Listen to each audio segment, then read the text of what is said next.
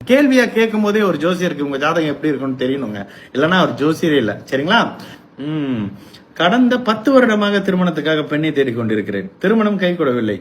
எப்பொழுது திருமணம் கைகூடும்? தயவு செய்து சொல்லுங்கள். சரி, 5ஆம் பாவகம் கெட்டு போயிருக்கோங்க. சுக்கிரன் கெட்டு போயிருப்பாரு.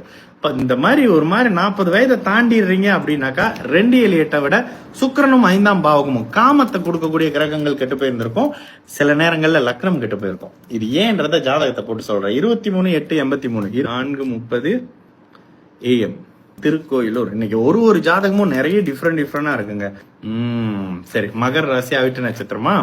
மகரம் ராசி அவிட்ட நட்சத்திரம். மகர ராசி அவிட்ட நட்சத்திரம். சுக்கிரன் அஸ்தகங்கம்.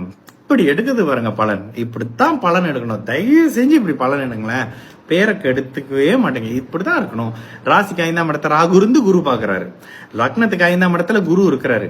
லக்னாதிபதி இந்த இடத்துல எங்க ஒரு மாதிரி லக்னத்தை வலுத்து பார்த்து மங்கள யோகத்துல இருக்காரு. நீங்களே கொஞ்சம் கோபக்காரர். ஆனா சுக்கிரன் பலவீனம் ஆயிட்டாருங்க. ஒரு 4 டிகிரியில சூரியனோட சேர்ந்து அஸ்தகங்கத்துல இருக்கக்கூடிய அமைப்புகள்ல இதத்தான் எடுத்தானே என்ன சொன்னேன்.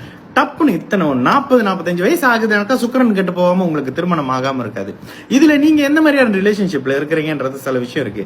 சில பேர் திருமணம் பண்ண மாட்டாங்க, ஆனா வேற மாதிரியான ரிலேஷன்ஷிப்ல இருப்பாங்கல்ல, அந்த அமைப்பு கூட உங்களுக்கு தடை. சரி, இந்த இடத்துல உங்களுக்கு திருமண அமைப்புகள் இருக்கா அப்படின்றத பார்ப்போம். நாங்க சிரிக்கிறாங்க.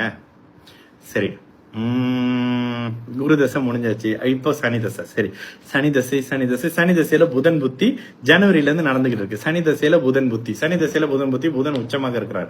3ஆம் அதிபதி உச்சமாக இருக்கிறார். ஆனா சனி மட்டும் இந்த ஜாதகத்துல 2 விஷயங்க. சனி உச்சமாக இருக்கிறாரு, புதன் உச்சமாக இருக்கிறாரு. இந்த 2 கிரகங்கள் உச்சமாக இருந்தது உண்மையிலே பெரிய ஒரு சனி உச்சமாக இருக்கிறது இந்த லக்னத்துக்கு சரியில்லாத அமைப்புங்க. ஓகேங்களா? ஏன்னா அவர் லக்னத்தை பார்ப்பாரு, லக்னத்தை கெடுப்பாரு, எல்லாம் ஒரு மாதிரி. சந்திரன் வளர்பிறை சந்திரன், பௌர்ணமியை நோக்கி போற சந்திரன் லக்னத்தை பாக்குறாருன்றது ஒரு அமைப்பு. குரு வளர்த்து லக்னத்தை பாக்குறாருன்ற 2 சுபரின் தொடர்புல இருக்கிறனால எல்லாம் இதா போகுது. நீங்களே ஒரு மாதிரி பிடிவாதமான டைப் தான். கல்யாணம் ஆகுமா ஆகாதையா அதை சொல்லியா அப்படின்னு கேட்பீங்க. புதன் தசை உங்களுக்கு நல்ல அமைப்புகள். சாரி, சனி தசையில புதன் புத்தியில இருந்து சில நல்ல அமைப்புகள் இருக்கும். சனி தசை புதன் புத்தி இப்போ வந்தாச்சு. இந்த இடத்துல 4ஆம் பாவகம் 7ஆம் பாவகம். ஆமா, 4ஆம் பாவகத்துல உச்சமாக இருக்கக்கூடிய 7ஆம் அதிபதினு வரும். 4ஆம் பாவகத்துல உச்சமாக இருக்கக்கூடிய 7ஆம் அதிபதியும் தாம்பத்தியத்தை கொடுக்கக்கூடிய அமைப்புகள் இருக்கக்கூடிய புதனும் 3ஆம் இடத்தோட அப்படின்னு இந்த மாதிரி அமைப்புகள்ல தான் உடல் தகுதி இழக்கும் பொழுது தாம்பத்தியம்ன்ற மாதிரி. அதாவது வெளி உலகுக்கு சகல விதமான அந்தஸ்தும் வச்சிருப்பீங்க. ஆனா உள்ளுக்குள்ள பாத்தீங்கன்னா அந்த தாம்பத்தியம்ன்ற விஷயத்துல கொஞ்சம் அப்படி குறைபாடு இருக்கக்கூடிய ஒரு அமைப்புங்க. இருக்குன்னு சொல்லுங்க, இல்லன்னா இல்லன்னு வீடியோ முடிஞ்சோடனே வந்து கமெண்ட் போடுங்க. ஆனால் சுக்கிரன் பாதிக்கப்பட்ட ஒருத்தருக்கு தாம்பத்தியத்தை அனுபவிக்கிறதுல, பெண்களை பிரிஞ்சுக்கிறதுல, பெண்ணா இருந்தா ஆணை புரிஞ்சுக்கிறதுல, ஆணா இருந்தா பெண்ணை புரிஞ்சுக்கிறதுல பிரச்சனைகள் இருக்கும். அந்த அமைப்புகள்ல அஸ்தகங்க அமைப்பு 4 டிகிரிங்க. ஜோசித்த அப்படியே கரைச்சி மண்டைகளை ஊத்தி இருக்கும் போலுக்கு. எனக்கே ஒரு அளவுக்கு சந்தோஷமா இருக்கு இந்த மாதிரி பலன் எல்லாம் சொல்லும் போது.